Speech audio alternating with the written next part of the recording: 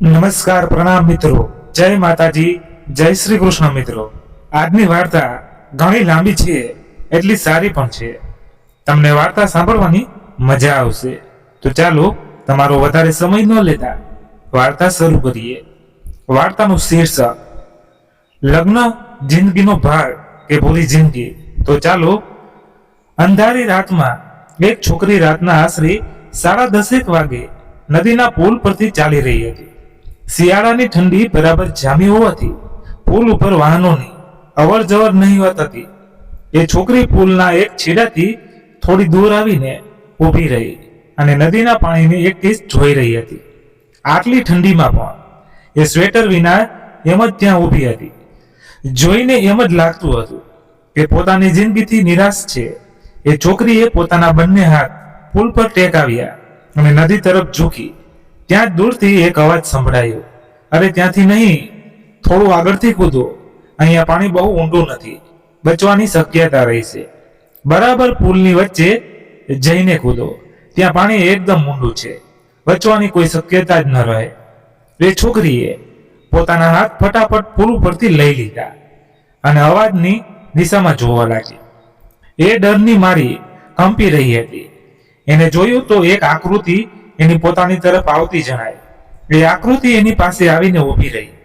એ છોકરી તો સ્તનબંધ થઈને એ વ્યક્તિની સામે જોઈ જ રહી। એ વ્યક્તિ મેં પૂછ્યું, નામ શું છે તારું? નિરાલી। એના મોઢામાંથી માંડ માંડ શબ્દો બહાર આવ્યા, તારે મરવું છે? હા, ના ના। એને સમજાતું નહોતું કે શું બોલી રહી છે। સરખો જવાબ આપ। એ વ્યક્તિએ થોડી કરકાઈથી પૂછ્યું। નિરાલી કંઈ બોલી ના શકી અને ચોથા રાસુએ રડી પડી અને પુલ પર લપાઈને બેસી ગઈ। એ વ્યક્તિ પણ ત્યાં જ પુલ પર બેસી ગયો। એને નિરાલીને ચૂપ ના કરાવી, પણ રડવા દીધી। એ થોડી સ્વસ્થ થઈ એટલે એ વ્યક્તિએ કહ્યું કે હું તને ડરાવવા નહોતો માંગતો, પણ તને આવું કરતી અટકાવવા માટે મારે આવું કરવું પડ્યું, અને તું મારાથી ડરીશ નહીં, હું તને કંઈ નુકસાન નહીં પહોંચાડું, બસ તું શાંત થઈ જા। નિરાલીએ દુપટ્ટોથી પોતાનો ચહેરો લૂસ્યો અને એ વ્યક્તિ તરફ જોયું અને કહ્યું કે હું મરું નહીં તો શું કરું? મારી પાસે બીજો કોઈ રસ્તો રહ્યો જ નથી। હું મારા મમ્મી પપ્પાને વધુ દુઃખી કરવા નથી માંગતી। જો તું આમ વાત કરીશ તો પ્રોબ્લેમનું કોઈ સોલ્યુશન નહીં મળે। જે પણ છે એ તું મને વિસ્તારથી કહે તો કદાચ હું તારી કોઈ મદદ કરી શકું। એ વ્યક્તિએ કહ્યું, ડિવોર્સ મારી પ્રોબ્લેમ હશે। મારા લગ્નને 10 વર્ષ થયા અને હવે મારા પતિને મારાથી ડિવોર્સ જોઈએ છે। નિરાલથી રટમસ અવાજે આટલું બોલાયું, પણ કેમ, એનું કારણ શું? અને કોઈ ડિવોર્સ માંગે એટલે તમારે જિંદગી આપી દેવાની, એ કેવું? એ વ્યક્તિએ નિરાલી સામે પ્રશ્ન ચહેરે કહ્યું। નિરાલી થોડી વાર ચૂપ રહી, પછી અચાનક એ વ્યક્તિ સામે જોયું। છેલ્લા 10 વર્ષ થયા મેં જિંદગી જેના નામે કરી છે, મારા દિવસની શરૂઆત જેના નામથી થતી હોય અને રાતનો અંત જેના નામથી થતો હોય, એને આમ અચાનક કેમ છોડી દેવું? મેં એના વિના મારી જિંદગીની કલ્પના જ નથી કરી અને ડિવોર્સ આપીને મારા મમ્મી પપ્પા માથે બોજ નથી બનવા માંગતી। એમને મારા લીધે આખી જિંદગી સાંભળવું પડશે। તું કઈ સદીમાં જીવે છે? પેલી વ્યક્તિએ થોડા હાસ્ય સાથે કહ્યું, મને ખબર નહીં, દુનિયા એક આ સમાજે કે આપણે બધાએ મળીને લગ્નને આખી જિંદગી બનાવી દીધી છે। જાણે વ્યક્તિએ લગ્ન ના કર્યા હોય કે જેમના લગ્ન તૂટ્યા હોય એ લોકોએ કોઈ મોટું પાપ કર્યું હોય એવું બધા જતાવે। જે તું મારી એક વાત સાંભળ અને મગજમાં ઉતાર કે લગ્ન એ જિંદગીનો માત્ર એક ભાગ છે, પૂરી જિંદગી નથી। લગ્ન સિવાય પણ આ દુનિયામાં ઘણું બધું છે। જેવી રીતે સ્કૂલ, હાઈસ્કૂલ, કોલેજ આપણા જીવનનો એક ભાગ છે, એમ લગ્ન પણ જીવનનો એક ભાગ જ છે। અને આજકાલના જમાનામાં તો ઘણા લોકો મેરેજ તૂટવાને લીધે નહીં, પણ પોતાની મરજીથી એકલા રહેવાનું પસંદ કરે છે। અને તું આમ મરવા ચાલી છે। અને રહી વાત માતા પિતા પર બોજ બનવાની, તો શું એ તારી અર્થીનો બોજ ઉપાડી શકશે? એવું નથી, તમે સમજતા નથી। નિરાલીએ વ્યક્તિને ચૂપ કરાવતા બોલી, મારા પપ્પા રિટાયર્ડ છે, ભાઈનું કામકાજ ચાલે એમાં એ પોતાના પરિવારનું માન પૂરું કરી શકતા હોય, એમાં હું અને મારા દીકરાનો ખર્ચો એ કેમ પૂરો કરી શકશે? અને એમાં પણ આજકાલ ભણતર પર કેટલું મોંઘું છે. બસ આટલી જ વાર પેલા વ્યક્તિએ નિરાલી સામે આશ્ચર્ય સાથે કહ્યું, અરે બીજા પર શું કામ આધાર રાખે છે? તું જાતે કમાઈને જાતે પોતાનું અને તારા દીકરાનું ભરણ પોષણ કર. આજકાલ તો છોકરીઓ જોબમાં બિઝનેસમાં કેટલી આગળ નીકળી ગઈ છે, તો તું પણ એ કર. એમાં શું? પણ એના માટે આપણું એજ્યુકેશન એટલું હોવું જોઈએ, ડિગ્રી હોવી જોઈએ. મને જોબ કરવાનો અને આગળ ભણવાનો બહુ શોખ હતો, પણ હું કોલેજના છેલ્લા વર્ષમાં હતી ત્યારે જ મારા લગ્ન થઈ ગયા. મારા માતા પિતા એ કહ્યું કે આવું ઠેકાણું પછી નહીં ચડે, એના કરતા લગ્ન પછી તારે ભણવું હોય એટલું ભણી લેજે. અને હું ગ્રેજ્યુએશન પણ પૂરું ના કરી શકી અને લગ્ન પછી કંઈ ભણવાનો મોકો જ ના મળ્યો. હવે બહારના આધારે જો મળે તો પણ કેવી મળે? અને મેઇન વાત એ કે આ લગ્નના 10 વર્ષમાં મારી જિંદગી પૂરી એમના આધારિત બની ગઈ છે. બધા કામ બહારના એ જ પતાવી દેતા.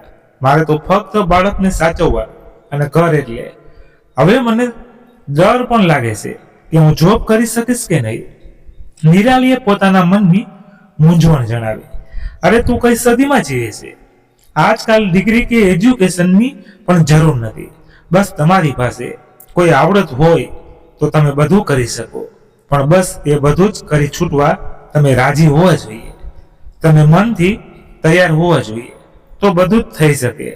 પેલી વ્યક્તિએ નિરાલીને સમજાવતા કહ્યું, તમારી વાત સાચી છે, આ બધું જ હું કરી લઉં, પણ હું એના વિના કેમ જીવી શકીશ? હું એને ખૂબ પ્રેમ કરું છું, એ પણ મને ખૂબ જ પ્રેમ કરતો હતો, પણ જ્યારથી એની જિંદગીમાં આવી ત્યારથી એ મારાથી દૂર થતો ગયો. નિરાલીએ હવે એટલો દૂર થઈ ગયો છે કે પાછો કદાચ ક્યારેય નહીં આવી શકે. અને તને શું લાગે છે એ તારા જીવ આપવાથી પાછો આવી જશે? જો હા, તો હું તને નહીં રોકું, પણ તારા જીવ આપવાથી તારા દીકરાની માં જશે અને તારા માતા પિતા પોતાની દીકરી ખોઈ બેસશે. બસ જો નિરાલી, તું ઈચ્છે તો હું તારી મદદ કરી શકું છું. મારી કંપનીમાં તને જોબ અપાવી શકું છું. હું જાણું છું કે હું તારા માટે સાવ અજાણ્યો છું. તું મારા પર વિશ્વાસ કેમ કરી શકે? છતાં પણ ટ્રાય કરજે. આ મારું વિઝિટિંગ કાર્ડ છે અને હવે હું તને ઓટો ગોતી આપું છું. અને આશા રાખીશ કે આટલું સમજાવ્યા પછી તું સીધી તારા ઘરે જઈશ. આટલું કહીને એ વ્યક્તિએ ઓટો ઊભી રાખી, નિરાલીને એમાં બેસાડી અને નિરાલીને ઘરે રવાના કર્યા. પછી પોતાના મોબાઈલમાં એક નંબર ડાયલ કર્યો. હલો અંકલ, હું અભય. હા બોલ બેટા, નીરુ ક્યાં છે? ઠીક તો છે ને? કઈ આડાઅવડું તો નથી કર્યું ને એને? અરે અરે અંકલ, શ્વાસ તો લો, તમારી નીરુ એકદમ ઠીક છે, ઓટોમાં બેસાડી છે, થોડી વારમાં ઘરે પહોંચી જશે. અરે પણ અભય બેટા, તે એને એકલી કેમ મૂકી? કે કઈ ના અંકલ, એ એવું કઈ નહીં કરે, એ સીધી ઘરે જ આવશે. તમે પણ એને કઈ પૂછતા નહીં અને એમ જ બિહેવ કરજો. તમને એની આ હરકતથી કંઈ ખબર જ નથી. અને કાલ એને લઈને મારી કંપનીમાં આવજો. હું એની જોબ માટે કંઈક કરીશ. તારો ખૂબ ખૂબ આભાર દીકરા. તું તો મારી નીરુની જિંદગીમાં ભગવાન બનીને આવ્યો છે. અરે ના અંકલ, એવું કંઈ નથી. નિરાલીને મેં હમણાં જ થોડા દિવસ પહેલા તમારા ઘરે જોઈ હતી, એટલે આ ટાઈમે એકલી રડતી રડતી આ સમયે જતી હતી તો ઠીક ના લાગ્યું, એટલે મેં તમને કોલ કર્યો અને તમે એને સુસાઇડ નોટની વાત કરી એટલે એની પાછળ ગયો અને એને સમજાવી. બસ એમ સમજો ને કે હું એક સાચા સમયે સાચી જગ્યાએ હતો અને નિરાલી મારા માટે મારી બહેન જેવી છે. અંકલ, હવે તમે બસ નિરાલીના આવવાની રાહ જુઓ. Bye uncle, my I am coming sir. આ અવાજ સાંભળીને અભયે જોયું તો ઓફિસના દરવાજા પાસે નિરાલી ઊભી હતી અને એની સાથે એના પપ્પા પણ હતા. અંકલ તમે? અરે અંદર આવો. એમ કહીને અભય પોતાની ચેર પરથી ઊભો થયો અને નિરાલીના પપ્પાને પગે લાગ્યો. તમે એકબીજાને ઓળખો છો? નિરાલીએ આશ્ચર્ય સાથે પૂછ્યું. હા, અને એ પણ ખૂબ જ સારી રીતે. એટલું કહી અભય હસી પડ્યો અને કહ્યું કે અંકલ, તમારી નિરાલીને પણ હું ખૂબ જ સારી રીતે ઓળખી ગયો છું. નિરાલી તો ડરી ગઈ. એને થયું કે અભય હમણાં તેના પપ્પાને કાલ રાતવાળી વાત કહી દેશે. અરે, એ તો કાલે મેં એનું ટેલિફોન ઇન્ટરવ્યુ લીધું ને, તો એના નોલેજની સારી રીતે ઓળખી ગયો. અંકલ, નિરાલીના ચહેરા પરના ડરને જોઈને અભયે વાતાવરણને હળવું બનાવવા મજાક સાથે કહ્યું, ચાલો અંકલ, તમે થોડી વાર બેસો, હું નિરાલીને એનું કામ સમજાવી આપું. એમ કહીને અભય અને નિરાલી ઓફિસ બહાર નીકળ્યા. નિરાલીએ અભય સામે જોતા કહ્યું, હું તો ડરી જ ગઈ.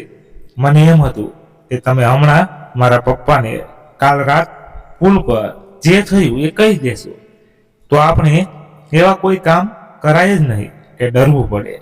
અભયે કટાક્ષ સાથે કહ્યું, અને હવે તો તારે એકલા હાથે જ લડવાનું છે, તો આ ડરને એક ડબ્બામાં પૂરી દે. અને હવે આપણે કામની વાત કરીએ. જો આ કોઈ મૂવી નથી, કોઈ હીરો આવી તને જોબ આપી દે અને તારી જિંદગી આમ ચપટીમાં ઠીક થઈ જાય. તારે આ બધું જાતે મહેનત કરી કમાવવું પડશે. અને અત્યારે જે પોસ્ટ પર તને જોબ આપીશ એના માટે તને હું ફક્ત 7,000 તને સેલરી આપી શકીશ, પણ તારા માટે મેં ટ્રેનિંગની વ્યવસ્થા કરી આપી છે. આ 3 મહિનાની ટ્રેનિંગ પછી તારી સેલરી હું વધારી આપીશ. અને આ જો તું થોડી વધુ મહેનત કરી અને ટ્રેનિંગ જલ્દી પૂરી કરી લઈશ, તો થોડા ટાઈમમાં તું સારી સેલરી મેળવી શકીશ. અને તારી જોબ આજ અત્યારે સ્ટાર્ટ થાય છે, તો enjoy your first day of job, all the best. Abhay નિરાલીની વાત સાંભળ્યા વિના ત્યાંથી નીકળી ગયો. સોરી અંકલ, તમને રાહ જોવી પડી. ઓફિસમાં અંદર આવતા જ અભયે કહ્યું, તમારી નિરાલી તો પોતાની જોબ પર લાગી ગઈ છે અને એ જાતે આવી જશે ઘરે. પણ અંકલ, તમારે એને આ હાલતમાંથી બહાર કાઢવી હોય તો તમારે એની બીજી રાખવી પડશે, અને એટલી બીજી કે એની પાસે કંઈ બીજું વિચારવાનો સમય જ ન રહે. અને અંકલ, વાક તમારો પણ છે. તમે આટલી નાની ઉંમરમાં એના લગ્ન કરાવી દીધા. અભયે થોડા ગુસ્સા સાથે કહ્યું, પણ છોકરો બહુ સારો અને વેલ સેલ્ટ હતો અને ઘરબાર પણ સારું હતું. એટલે અને ઘણીવાર એવું થાય કે ના કહી દઈએ અને કોઈ સારું ઠેકાણું હાથમાંથી જતું રહે. તો નિરાલી, ના પપ્પા, એ જવાબ આપતા કહ્યું, પણ અંકલ, આ તમારા સારા ઠેકાણા એ અત્યારે શું કર્યું તમે જોયું ને? આપણા દેશની આ જ પ્રોબ્લેમ છે કે અહીંના મા બાપનું બસ એક જ સપનું હોય કે બસ દીકરી જલ્દી મોટી થાય અને એને સારામાં સારું સાસરું ગોતી બીજાના ઘરે વળાવી દો અને એ બોજમાંથી છુટકારો મેળવો. પણ અંકલ, દીકરીનો પણ હક છે એમને ગમતી જિંદગી જીવવાનો, એમને ગમે એ કારકિર્દી બનાવવાનો. મારું માનો તો દીકરીને મિનિમમ 5 વર્ષ તો એની રીતે જીવવા આપવા જોઈએ, એમની પહેચાન બનાવવા, એમના સપના પૂરા કરવા અને જિંદગીની પ્રોબ્લેમ સામે લડતા શીખવું જોઈએ.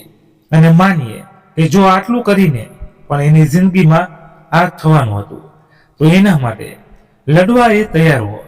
જે થયું એ બદલી તો નહીં જ શકાય અંકલ, પણ હવે આપણને એને એની જિંદગી એની રીતે જીવવા આપી દો. એ હા અભય બેટા, તું ઠીક કહે છે. હવે તો નીરુ કહેશે એમ જ થશે. તો અહીંયાથી સ્ટાર્ટ થાય છે નિરાલીની જિંદગીની નિરાળી સફર. નિરાલી હવે આખો દિવસ કામમાં જ બીજી રહેતી. એને પોતાનું કામ ગમવા લાગ્યું અને એ પોતાની ટ્રેનિંગ પણ જલ્દી પૂરી થાય એ માટે ટ્રેનિંગ માટે વધુ ને વધુ સમય ફાળવવા લાગી. અભય, તારા કહેવા પ્રમાણે મેં 3 મહિનાની ટ્રેનિંગ અડધા ટાઈમમાં પૂરી કરી લીધી છે. નિરાલીએ સવારમાં આવીને ખુશ થઈને કહ્યું, અરે હજી આટલી ખુશ થવાની જરૂર નથી. હા, પહેલા હું થોડા દિવસ તારું કામ જોઈશ, પછી ડિસાઈડ કરીશ કે હવે તારે ટ્રેનિંગ જરૂર છે કે નહીં. ઓકે, નો પ્રોબ્લેમ, તમે જોઈ લેજો. તમને મારા કામમાં કંઈ કમી નહીં દેખાય, આ મારી ગેરંટી છે. નિરાલીએ ફૂલ કોન્ફિડન્સથી કહ્યું, વાહ Nirali, I like your confidence, જોઈ લેશું. એમ કહીને બંને છૂટા પડ્યા. નિરાલી, મને લાગે છે કે અભય સરને તું ગમે છે. એની ઓફિસમાં કામ કરતી રશ્મિએ નિરાલીને કહ્યું, અરે આ તું શું બોલે છે? તારો મગજ તો ઠેકાણે છે? નિરાલીએ ગુસ્સે થતા કહ્યું. અભય મને બહેન માને છે, તું એમના વિશે આવું કેમ બોલી શકે? નિરાલીએ ગુસ્સે થતા રશ્મિને કહ્યું. રશ્મિ અને નિરાલીની વચ્ચે આ બહેસ ચાલતી હતી. ત્યારે જ ત્યાંથી અભય પસાર થયો અને એ નિરાલી અને રશ્મિ પાસે ઊભો રહ્યો અને કહ્યું કે નિરાલી, આજ લંચ ટાઈમ થાય એટલે તું મારી સાથે આવજે, મારે થોડું કામ છે. ઓકે અભયભાઈ, ક્યાં જવાનું છે આપણે? નિરાલી, આજ અચાનક? અભયભાઈ, કેમ અને ક્યાં જવાનું છે એ તને હું રસ્તામાં કહીશ. એટલું કહી ત્યાંથી નીકળી ગયો. પણ એને થોડું આશ્ચર્ય થયું, કેમ કે નિરાલીએ એમને પહેલી વાર અભયભાઈ કહીને સંબોધન કર્યું. લંચ ટાઈમ થયો એટલે અભય પોતાની કારમાં નિરાલીની રાહ જોઈ રહ્યો હતો. સોરી, થોડું કામ હતું એટલે લેટ થઈ ગયું. નિરાલીએ ગાડીમાં બેસતા અભયને કહ્યું. એના બદલામાં અભયનો પ્રોબ્લેમ કહી અને પોતાની ગાડી હંકારી અને થોડી વારમાં એ ગાડી એને એક રેસ્ટોરન્ટ પાસે ઊભી રાખી અને બંને અંદર ગયા. નિરાલીનો આ પ્રશ્ન આ તને થયું છે, શું આપણે અહીં કેમ આવ્યા અભયભાઈ? સાંભળતા જ અભયે નિરાલીને પૂછ્યું કે કેમ આજ મને તું અભયભાઈ કહીને સંબોધી રહી છે? કંઈ થયું છે? કોઈએ કંઈ કહ્યું છે તને? ના ના, એવું તો કંઈ નથી, પણ તમે જ કહ્યું હતું કે તમે બહેન માનો છો, તો હું તમને ભાઈ કહું એમાં તમને કોઈ પ્રોબ્લેમ ના હોવી જોઈએ ને? નિરાલીએ અભયની વાતનો જવાબ આપતા કહ્યું. નિરાલી, હું તને એક સારી મિત્ર અને બહેન માનું જ છું અને તને પણ હક આપું છું કે તું મને ભાઈ, મિત્ર, કાકા, મામા, માસા કે દાદા કંઈ પણ માની શકે છે. પણ શું નિરાલી, દરેક સંબંધને નામ આપવું જરૂરી જ છે? હું તને નિરાલી બહેન કે દીદી કહું તો જ તને સાબિતી મળશે કે હું તને બહેન માનું છું. ના ભાઈ, એવું કંઈ નથી. વાત તું શું માને છે કે હું શું માને એની નથી, વાત લોકો શું કહે છે એની છે. ઓકે, તો ક્યાં લોકોએ તને શું કહ્યું એ પણ જણાવી જ દે મને. અભયે નિરાલી સામે જોઈને કહ્યું. આજ સવારે મને રશ્મિ કહેતી હતી એને એમ લાગે છે કે હું તને ગમું છું. તો નિરાલીની વાત વચ્ચેથી જ અટકાવતા અભયે બોલ્યો.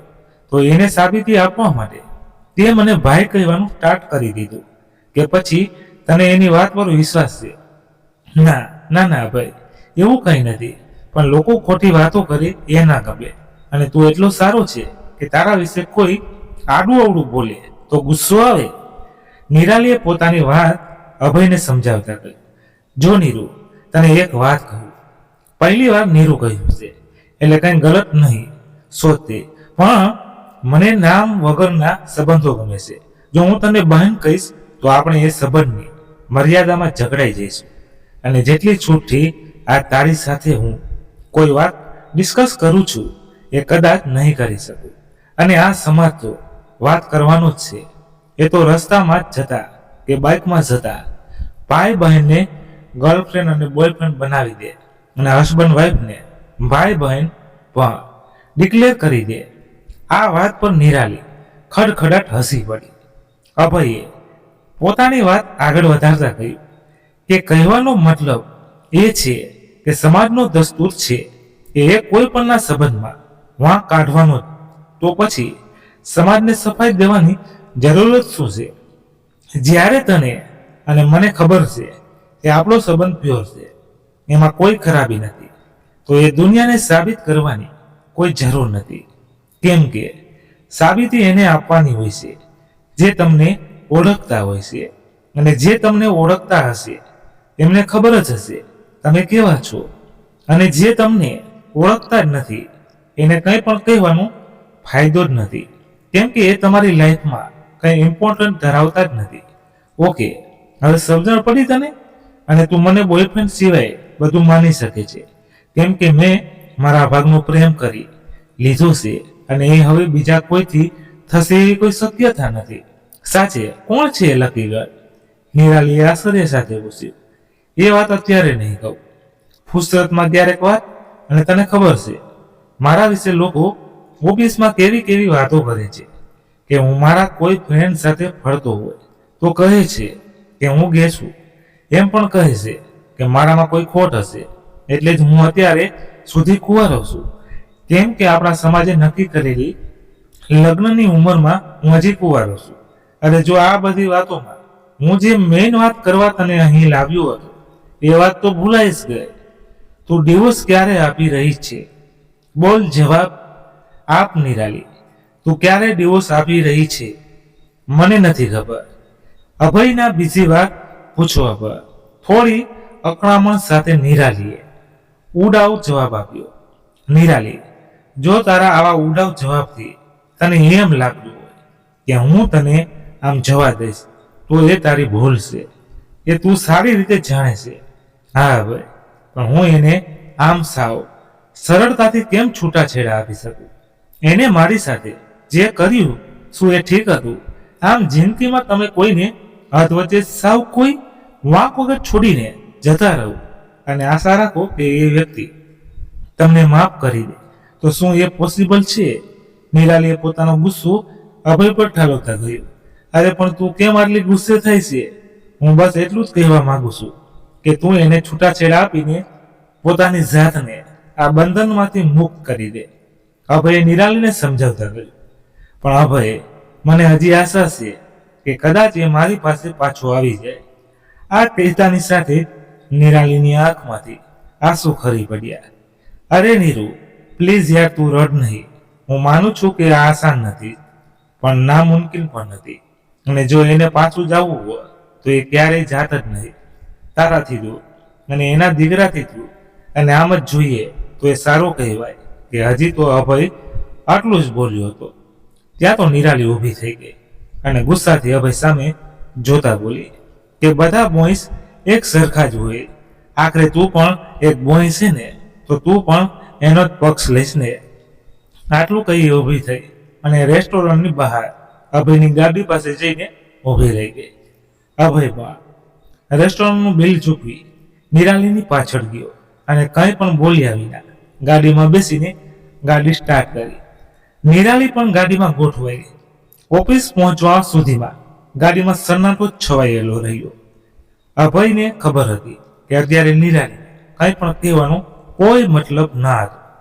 કેમ કે વ્યક્તિ ગુસ્સામાં હોય ને ત્યારે કંઈ સોચવા કે સમજવાની હાલતમાં નથી હોતી. એટલે અભયે એ સમય ચૂપ રહેવાનું યથાવત સમજ્યું. તે આખો દિવસ અને રાત નિરાલી અસમજમાં જ રહી. એને ખબર જ હતી કે અભય ખોટો નહોતો, પણ એનું મન એ પોતે સાચી છે એ માનવામાંથી રહ્યું હતું. મારા જ વિચારોમાં ખોવાયેલી છે ને તું વિચારોમાં એ ઘરની આગાસી પર ટહેલતી રહી હતી. ત્યાં જ કોઈનો અવાજ સંભળાયો અને એ પોતાની વિચારોના વમળમાંથી બહાર આવી. અભય, તું અત્યારે અહીં કેમ? અરે તારા પપ્પાએ જ બોલાવ્યો મને કે નિરાલી કઈ પ્રોબ્લેમમાં લાગે છે, ઓફિસમાં કઈ થયું હતું? તો મેં કહ્યું ના, એવું તો કઈ નથી. હવે તારા પપ્પાને તો એમ ના કહેવાય ને કે તું મારા લીધે અપસેટ છે. એટલે મેં એમને કહ્યું કે હું આવું ઘરે અને નિરાલીને સમજાવું. તો એમણે હા કહી. અને જો હું તારી સામે છું, બોલ સમજવાના મૂડમાં છે કે એ બોલ. જો ના હોય તો હું જાઉં ઘરે, અને જો આ હશે તો થોડો નાસ્તો લઈ આવ. કેમ કે તને સમજાવવામાં મારી આખી રાત નીકળી જવાની. અભયની આ વાત પર નિરાલી ખડખડાટ હસી પડી. જો નીરુ, લાઈફમાં આવી જ છે, તું એની સામે હસીને તો એ પણ તને હસાવશે, અને જો રડીશ કે ઉદાસ થઈ તો એ જીવનને બોજ બનાવી દેશે. તને ખબર છે ફોરેન કન્ટ્રીમાં આ છૂટાછેડા કેટલા મ્યુચ્યુઅલ અન્ડરસ્ટેન્ડિંગ સાથે લેવાય છે.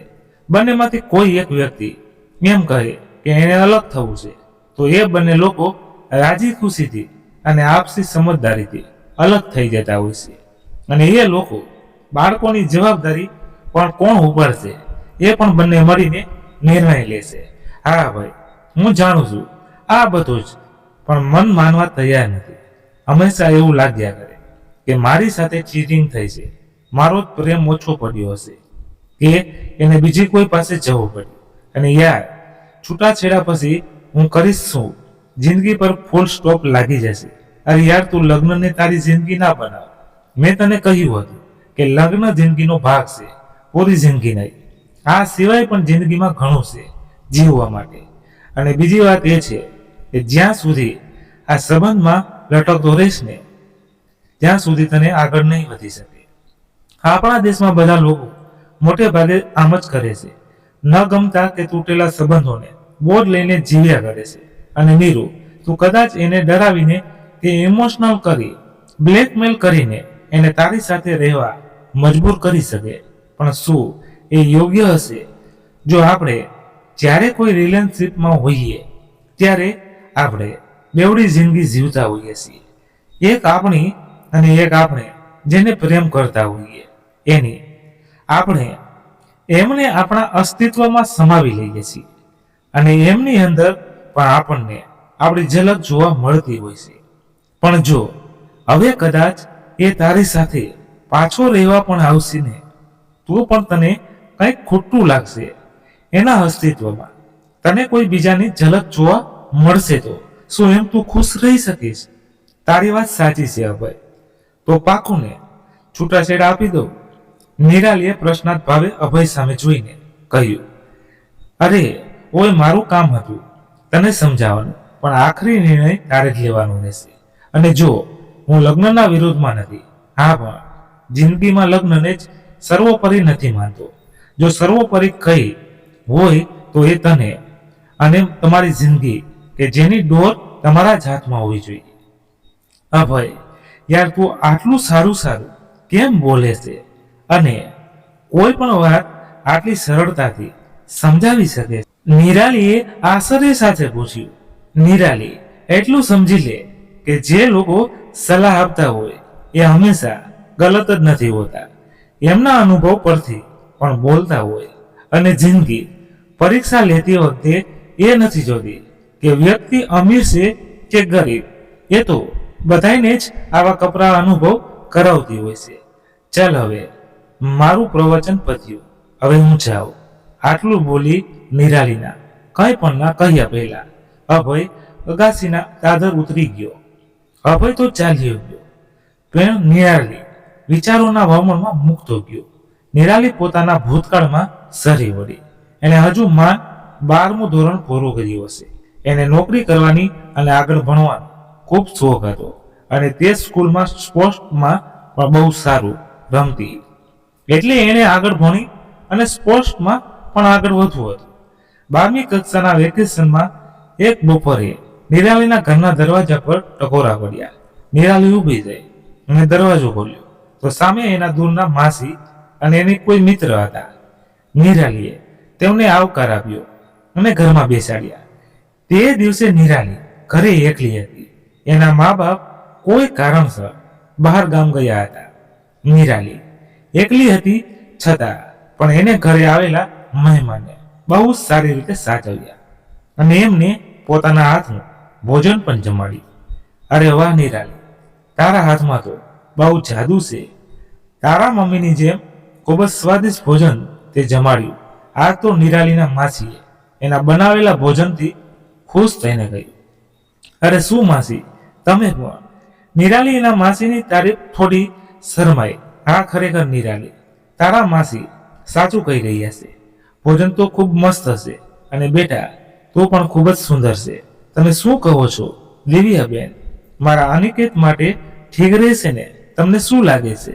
અરે ઠીક નહીં, પણ એકદમ મસ્ત જોડી બનશે બંનેની. નિરાલીના માસીએ એમની હામાં હા મિલાવતા કહ્યું. એક દિવસ જ્યારે નિરાલી એના ઘરે કામ કરી રહી હતી ત્યારે કોઈનો કોલ આવ્યો. નિરાલીએ કોલ ઉપાડ્યો અને પૂછ્યું તો એ કોલ તેના દૂરના માસીનો જ હતો. બેટા નિરાલી, તારા મમ્મી ઘરે હોય તો એમને કોલ આપને. હા માસી, આપવું. એટલે કઈ નિરાલીએ કોલ એના મમ્મીને આપ્યો. નિરાલીને ક્યાં ખબર હતી એ કોલ એની જિંદગી બદલવાનો હતો. હા બોલો, કઈ નિરાલીના મમ્મીએ વાત આગળ ચલાવી. અરે બેન, હું આપની નીરુ માટે ખૂબ સારું માંગુ લઈને આવી છું. મારી જે મિત્ર છે એના એકના એક દીકરાનું માંગુ છે. છોકરો બહુ સારો છે, આઈટી કંપનીમાં જોબ કરે છે અને સારું કમાય છે અને દેખાવમાં પણ સારો છે. એની અને આપની નિરાલીની જોડે મસ્ત જામશે. જો તમારી હા હોય તો હું વાત આગળ ચલાવું. હા દિવ્યાબેન, તમે કહો છો એ વાત તો સાચી છે, પણ આપણી નિરાલી હજી નાની છે અને એની હજી આગળ ભણવાની ઈચ્છા છે. અરે બેન, આપણે ક્યાં હમણાં લગ્ન કરવાના છે? આપણે તો અત્યારે નક્કી કરી લઈએ. અને જો આવું સારું માગું વારે વારે ન મળે. એટલું મારું તો કહેવાનું એટલું જ કે તમે એકવાર છોકરો જોઈ લો, પછી જ આગળ હા કે નાનો વિચાર કરજો. આટલું કહી એમને ફોન મૂકી દીધો.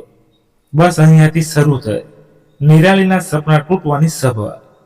નિરાલીના મમ્મી પપ્પાએ એને મનાવી અને છોકરો જોવા તૈયાર કરી.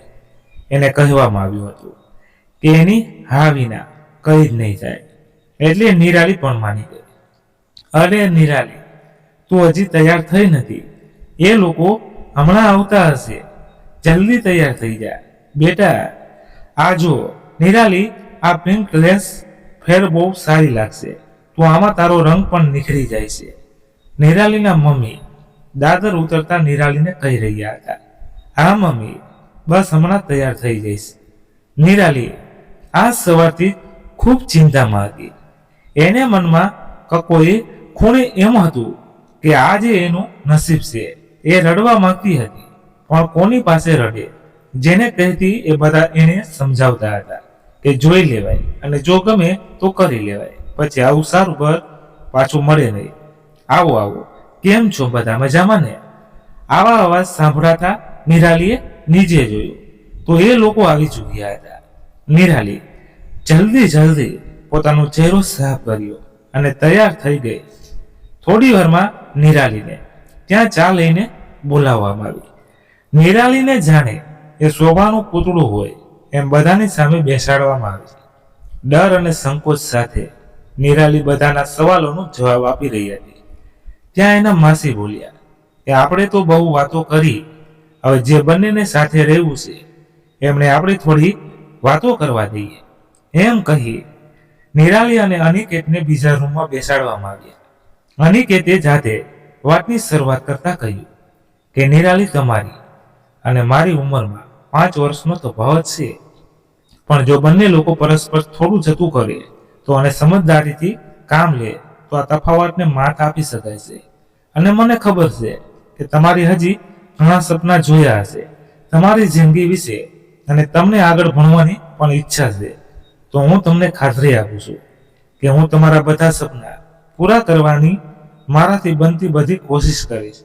અને મેં તમારો ફોટો જોયો ત્યારથી તમે મને ગમી ગયા છો. એટલે હવે બધું તમારી હા અને ના પર આધાર રાખે છે.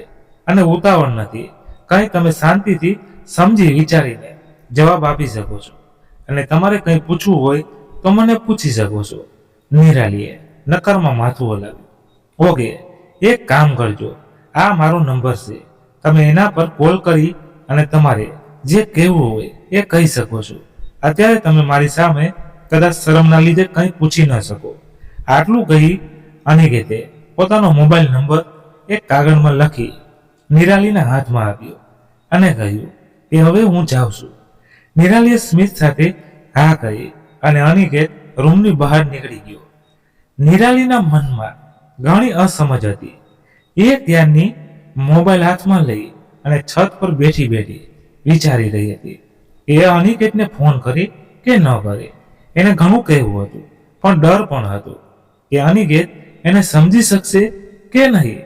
આમ છતાં હિંમત કરીને એને અનિકેતને ફોન લગાડ્યો. હાલો અનિકેત, નિરાલીએ સામેથી ફોન ઉપાડતા જ પૂછ્યું. હા, હું અનિકેત બોલું છું. તમે કોણ?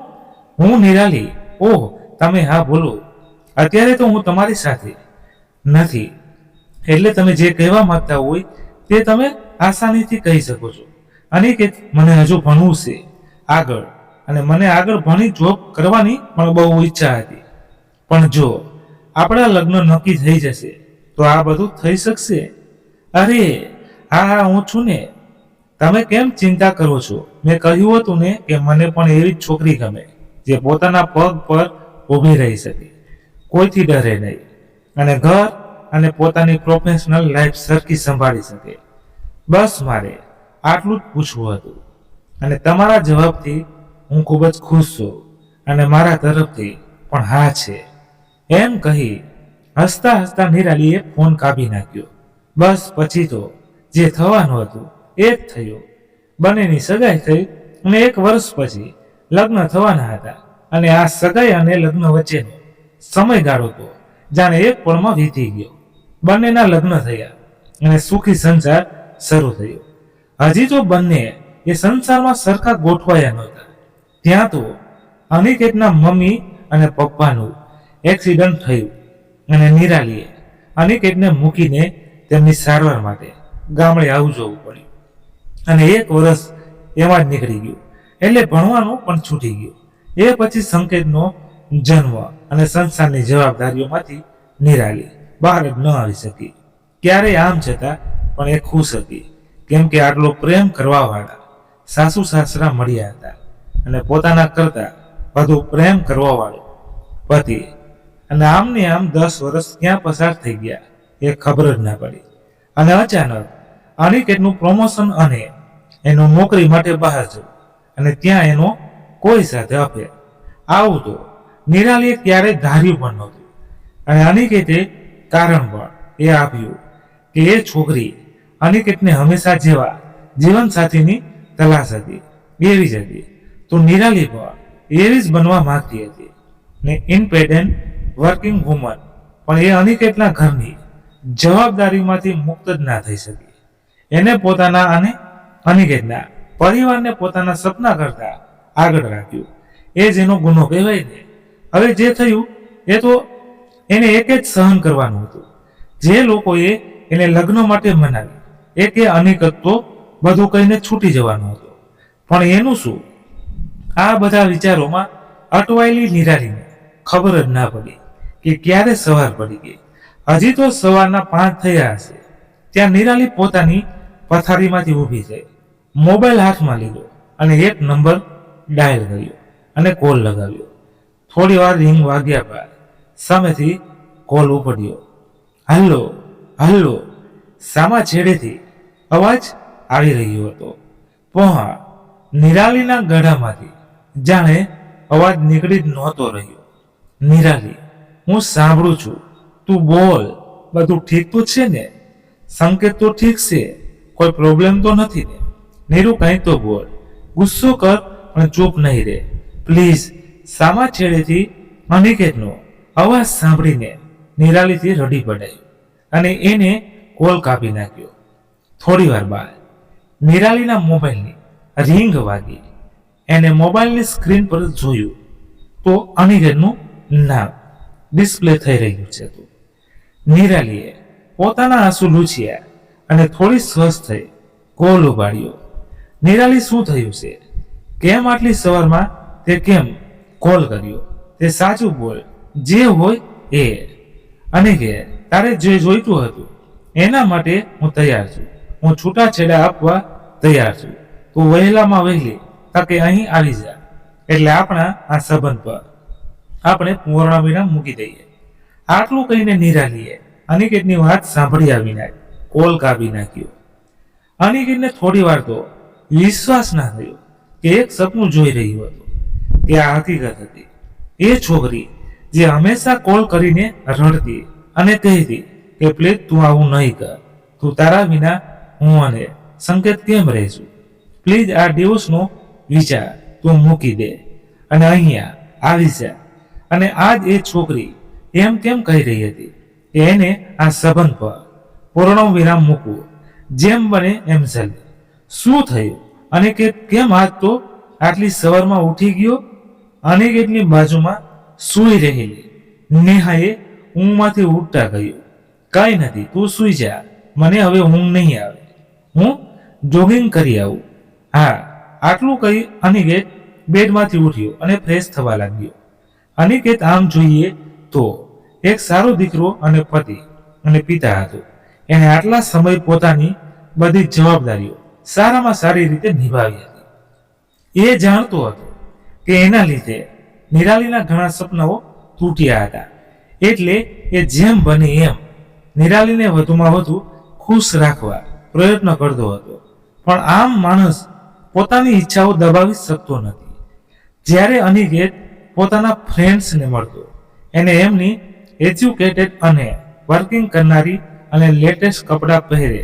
એને મનમાં થતું કે કાશ નિરાલી પણ આવી હોય, પણ એ પણ જાણતું હતું કે નિરાલી આવી બની શકી હોય, પણ એટલું એના માટે કરી ના શક્યો. આ બધા વચ્ચે અનિકેતને એની કંપનીમાંથી પ્રમોશન મળ્યું અને એને નિરાલી અને સંગત બંનેને છોડીને હૈદરાબાદ જવાનું થયું. એ નહોતો જવા માંગતો, પણ પોસ્ટ ઊંચી હતી અને સેલરી પણ સારી હતી, એટલે નિરાલીએ જ એને સમજાવીને ત્યાં જવા રાજી કર્યો. પણ નિરાલીને ક્યાં ખબર હતી કે એ પોતાની જિંદગીની મોટામાં મોટી ભૂલ કરી રહી હતી. અનિકેત જતા પહેલા નિરાલી અને સંકેતને ગળે લગાડીને ખૂબ રડ્યો હતો અને જતા પહેલા નિરાલીનો ચહેરો પોતાના હાથમાં પકડીને એના માથા પર કિસ કરતા એટલું કહ્યું હતું કે હું ત્યાં બધું સરખું સેટ કરી તને અને સંકેતને ત્યાં જલ્દી બોલાવી લઈશ. Hello me Aniket, welcome to our company. આથી તમારી ડ્યુટી સ્ટાર્ટ થઈ રહી છે.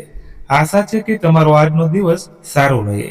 કંપની HR નેહાએ અનિકેતનું સ્વાગત કરતા કહ્યું. અનિકેત માટે આ શહેર સાવ અજાણ્યું હતું અને અહીં ભોજન પણ ગુજરાત કરતા અલગ પડતું હતું. કેમ અનિકેત, તમે બહુ ચૂપ રહો છો? અમારું હૈદરાબાદ તમને ગમ્યું નથી લાગતું? અનિકેત લંચ કરી રહ્યો હતો ત્યારે પોતાનું ટિફિન અનિકેતના ટેબલે પર મૂકતા કહ્યું, અરે ના ના, એવું કંઈ નથી, પણ ગુજરાતનું જમવાનું અને અહીંયાનું જમવાનું ભાઈ અલગ પડી જાય છે. એટલે થોડું અને ઘરનું જમવાની આદત છે, એટલે આ કેન્ટીનનું જમવાનું ભાવતું નથી. બસ તમને પ્રોબ્લેમ ના હોય તો હું અહીંયા બેસી શકું? નેહાએ અનિકેતને થોડી મસ્તી સાથે પૂછ્યું. અરે હા, સ્યોર, માય પ્લેઝર. તો તમે અહીંયાના ફૂડથી પ્રોબ્લેમ છે ને, તો ચાલો હું તમને ગુજરાતી જમવાનું જમાડું, અને એ પણ ઘરનું બનાવેલું. નેહાએ પોતાનું ટિફિન ખોલી જમવાનું અનિકેત તરફ આપતા કહ્યું, અરે ના ના, મને તો આ ચાલશે. રોજ આ કેન્ટીનનું જ ભોજન જમવાનું છે, તો એની આદત તો પાડવી જ પડશે ને. અનિકેત થોડા સંકોચ સાથે બોલ્યો, અરે અનિકેત, અહીંયા હું તમારી HR નહીં પણ એક ફ્રેન્ડ તરીકે આપું છું. જમશો તો મને ગમશે, અને એમ પણ જમવાનું બધા સાથે શેર કરવું જ જોઈએ, એવું મારા મમ્મી કહેતા. ઓકે, ચાલો તમે આટલું કહો છો તો થોડું ખાઈ લઈશ, પણ તમારા માટે કંઈ બચશે કે નહીં એની ગેરંટી નહીં.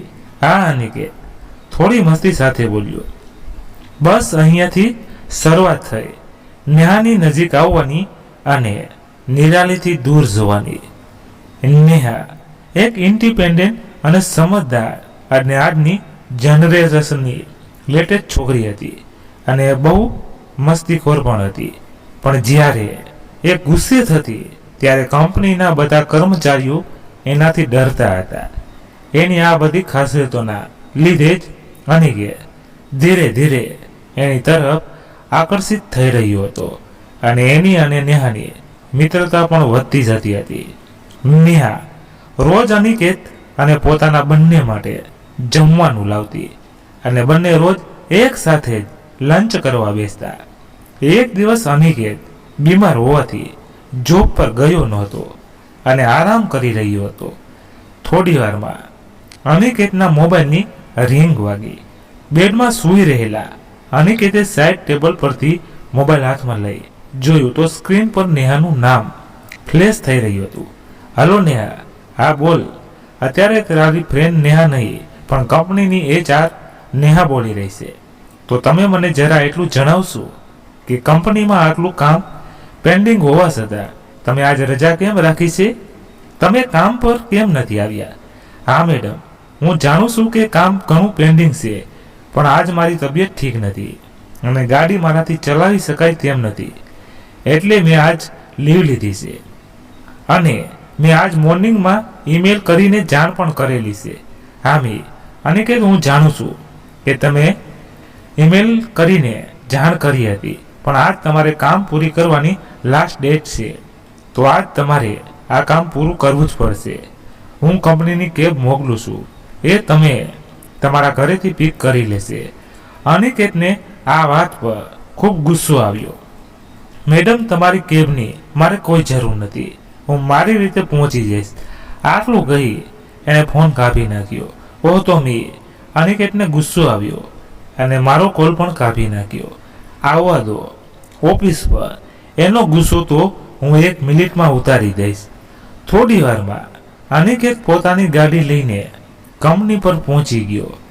એને પોતાનું કામ કરવા લાગ્યો. હાય અનિકેત, હવે કેમ છે તારી તબિયત?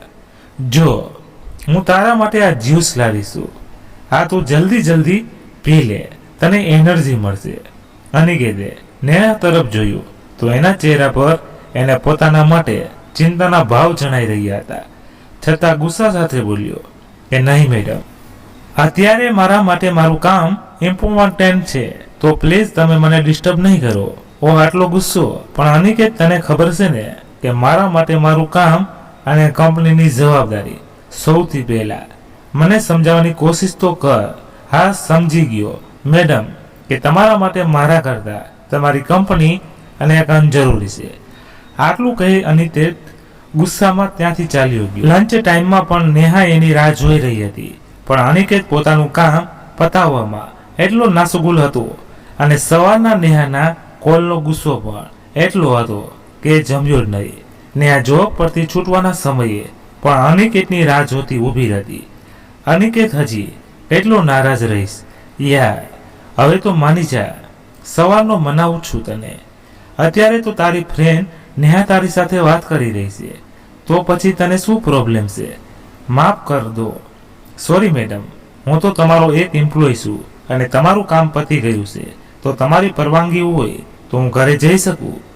આમ કહી અનિકેત પોતાની બાઇક પાર્ક કરી હતી એ તરફ વળ્યો અને નેહા તરફ નજર પણ નાખ્યા વિના એને બાઇક પોતાના ઘર તરફ દોડાવી. અનિકેત હજી ઘરે પહોંચી અને દરવાજો બંધ કરીને સોફા પર બેસ્યો. ત્યાં ડોરબેલ વાગી. અનિકેતે ઊભા થઈ દરવાજો ખોલ્યો તો સામે નેહા ઊભી હતી. અનિકેતને જોઈને નેહા જોરથી બોલી, સરપ્રાઈઝ. અનિકેત તો એને જોઈ થોડી વાર કંઈ બોલી ના શક્યો. અરે શું થયું, ભૂત જોઈ લીધું કે? નેહા મજાકમાં બોલી, ના પણ તું અહીંયા ક્યાંથી? તને મારું ઘર કેમ મળ્યું અને આ ટાઈમે તું અહીંયા? ઘરે નથી જવું. અનિકેત એક સાથે બધા જ સવાલો પૂછી લીધા. અરે થોડો શ્વાસ તો લે. પહેલી વાત કે તારી તબિયત પૂછવા આવીશું અને તારું ઘર કેમ મળ્યું, તો એમ કે હું તારી બાઇકનો પીછો કરતા અહીં પહોંચી અને આ ટાઈમે, મતલબ હજી રાતના 8 જ થયા છે જનાબ, અને ઘરે તો જવું જ હોય, પણ પહેલા ડોક્ટર પાસે જઈશું, તારી દવા લાવીશું, પછી તારા માટે જમવાનું બનાવી અને તને જમાડીને ઘરે જઈશ. અરે પણ આ બધું કરવાની જરૂર નથી, હું સંભાળી લઈશ. ના, હું કોઈ સંભાળવા નથી માંગતી. નેહા અનિકેતનો હાથ પકડી એને બહાર લઈ ગઈ અને પોતાના સ્કૂટર પર બેસાડી અને ડોક્ટર પાસે લઈ ગઈ. દવા લઈને આવતી વખતે અનિકેત માટે રસ્તામાંથી ફ્રૂટ લીધા અને એ બંને ઘરે પહોંચ્યા. ચલો હવે બોલો જનાબ કે તમે જમવામાં શું પસંદ કરશો? નેહાએ મસ્તી સાથે અનિકેતને પૂછ્યું. અરે શું કામ હેરાન થાય છે તું નેહા? આ ફ્રૂટ લીધા ને એ હું ખાઈ લઈશ યાર. અરે ગમતી વ્યક્તિ માટે કંઈ કરવું એ હેરાનગતિ થોડી કહેવાય. શું બોલી તું? નેહાના જવાબ પર આશ્ચર્ય સાથે અનિકેતે પૂછ્યું. કંઈ નહીં, અને તને ખબર છે કે હું માનવાની નથી, તો યાર ચૂપચાપ બોલી દે કે શું ખાઈશ. તને ખબર જ છે ને કે અને શું ભાવે તો એ જ બનાવી દે. નેહાએ જમવાનું તૈયાર કરી ડાઇનિંગ ટેબલ પર ગોઠવી અનિકેતને બૂમ પાડી, પણ અનિકેતનો કંઈ જવાબ ના મળતા એ રૂમમાં ગઈ તો એ ટીવી જોતો હતો. જોતા જોતા સૂઈ ગયો હતો. અનિકેત સૂતી વખતે એકદમ નાના બાળક જેવો લાગતો હતો. નેહા એને જોતી જ રહી ગઈ. અનિકેતના માથા પર હાથ ફેરવી નેહાએ એને પ્યારથી ઉઠાડ્યો. નેહાનો એ સ્પર્શ અનિકેતને ગમ્યો. એને આંખ ખોલી તો સામે નેહા હતી. ચાલ ઉઠ, જમવાનું તૈયાર છે. જમીને પછી દવા ખાઈને પછી જ સૂઈએ. દિવસને નેહાએ અનિકેતને ખૂબ જ પ્રેમથી જમાડ્યો અને પછી એક વાઇફની જેમ વાસણ સાફ કર્યા. ઘરમાં બધું સરખું મૂકી અનિકેતને દવા પીવડાવી. ત્યાં રાતના 10 વાગી ચૂક્યા હતા. અનિકેત, હવે મોડું થઈ ગયું છે, મારે ઘરે જવું પડશે, તો તું તારું ધ્યાન રાખજે. અને કાલે ઓફિસે આવવાની જરૂર નથી, તો આરામ કરજે, અને કાલ પણ હું આવીને જમવાનું બનાવી જઈશ. ઓકે. આટલું કહી નેહા પોતાના ઘર પર જવા રવાના થઈ. એના ગયા પછી અનિકેત તો વિચારમાં પડી ગયો કે આ શું હતું.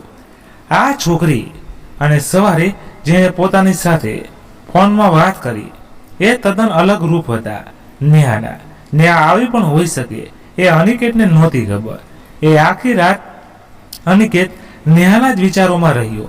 નેહાની વાતો, અદાઓ અને એનો ચહેરો અને એનો સ્પર્શ, બસ આંખ બંધ કરતા એને એ જ દેખાતું હતું.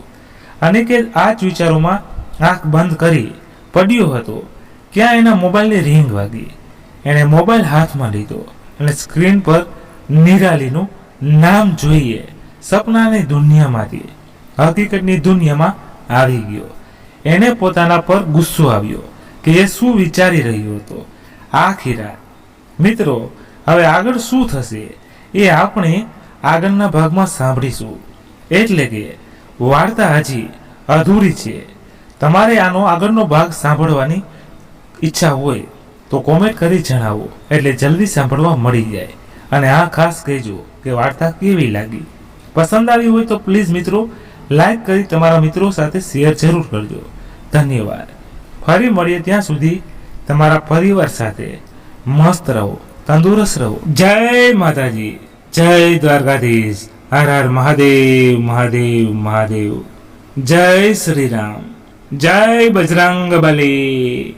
અને આ મિત્રો, આ વાર્તામાં અમારાથી કોઈ પણ કઈ જાતની ભૂલ થઈ હોય તો ચોક્કસ કોમેન્ટ કરો, અમને જાણ કરો, એટલે અમને પણ ખબર પડે અમારી ભૂલ, અને અમને સુધારવાનો મોકો મળે, તો અમે આગળ ભૂલ ના થાય એટલી તકેદારી રાખીએ, એટલે તમને વાર્તા સાંભળવાનો આનંદ મળે.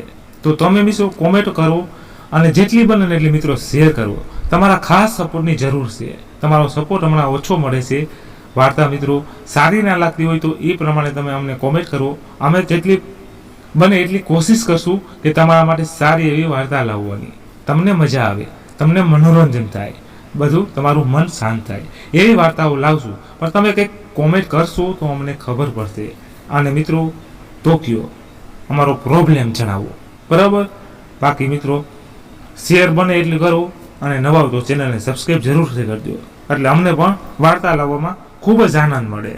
એક શેર અમને ઘણો આનંદ આપે, અમને આગળની વાર્તા લાવવામાં ઘણો ઉત્સાહ આપે. તો મિત્રો શેર બને એટલું કરો, અને બસ એક લાઈક કરો. ખાલી મોબાઈલમાં મિત્રો તમારે ટચ કરવાનું છે, એટલે લાઈક થઈ જાય, અને ટચ કરો એટલે શેર પણ થઈ જાય મિત્રો. બસ 5 સેકન્ડ થાય મિત્રો. તમારે ખાલી 5 સેકન્ડ અમને 1 કલાકની વાર્તા લાવવામાં ઘણો આનંદ મળાવે, અને અમને 1 કલાકની વાર્તા બનાવવામાં ખૂબ આનંદ મળે.